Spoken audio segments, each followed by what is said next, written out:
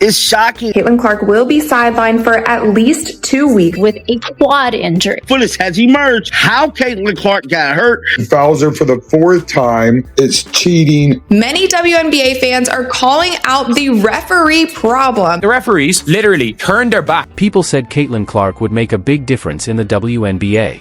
They thought she would bring more fans and excitement. But no one thought the league would go against her. After just a few games, Caitlin Clark went from being the most talked about new player to the one other players go after the most. Caitlin Clark is the driving force behind the interest in the Fever and the interest in the WNBA. Rookie Caitlin Clark was subject to several intentional fouls. And it wasn't just the other teams.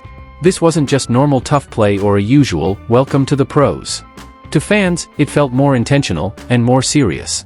After every single game, WNBA players, fans, coaches are all complaining about the referees, and they have shown that they're not going to change anything because the referees continue to be horrible. Game after game, Clark was shoved and hit, but the referees didn't do anything.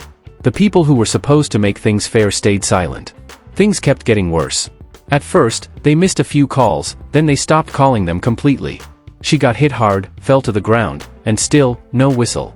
Felines head coach Stephanie White, she was complaining about her team not getting a whistle, not being respected. Just when it seemed like things couldn't get any worse, the league's biggest star got a quad injury.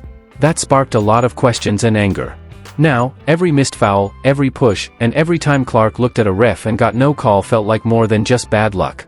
She will be out for 2 weeks minimum following a quad strain. Caitlin Clark and Sophie Cunningham going to the officials and trying to, ask for an explanation of what had just occurred. That official completely stonewalled them. It started to feel personal. But then came a surprise. New reports began to reveal bigger issues with how the WNBA handles its referees and calls. This is a WNBA problem, and as more and more eyeballs are watching this league, it becomes growingly an issue. The officiating feels you never have a true grasp on what it's going to be. Most referees don't have much experience beyond the G League. And as for the rules, they're not only up to the refs. A group of coaches, general managers, and league officials behind the scenes decides how physical the game can get. The referees are not listening to them. They're not listening to the coaches. They're not listening to the players. They're not listening to the fans. They're listening to their stakeholders. That's why I keep saying nothing is going to change till the mindset and whoever's running all of this, the stakeholders, governance, whoever these people are. And Caitlin? She's stuck in the middle, where politics, power, and money all come together. After weeks of frustration, viral clips, and loud reactions from coaches, players, and fans, the WNBA is now facing a crisis it can't ignore. If this injury does anything, it should be a wake-up call to the WNBA, the Players Association, the team owners, that just like that, all this fanfare, all this interest, all this newfound attention on the league can disappear overnight. There are rumors about lawsuits and doubts about whether the referees were ever really fair. This might be the turning point. The big question now is, how far will the league go to quiet the star they were meant to support? Type #100 if you're a true Caitlin Clark fan. Caitlin Clark is being roughed up, but the physical wear and tear on Caitlin Clark, I'm not surprised that 2 weeks into the season, she's already got an injury. Caitlin Clark was always known for her toughness.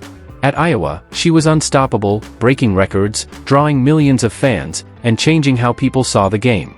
When she entered the WNBA, expectations were sky high, not just for her talent, but for the energy and attention she could bring to a league that needed. Caitlin Clark, somebody who was responsible for 26.5 of all WNBA economic activity last season, including revenue from merchandise, ticket sales, and television. Caitlin Clark out at least 2 weeks waited, but can the WNBA maintain without her?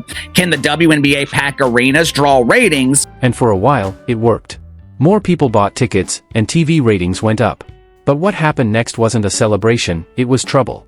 From her very first pro game, it was clear, teams didn't just want to beat her, they wanted to stop her by any means.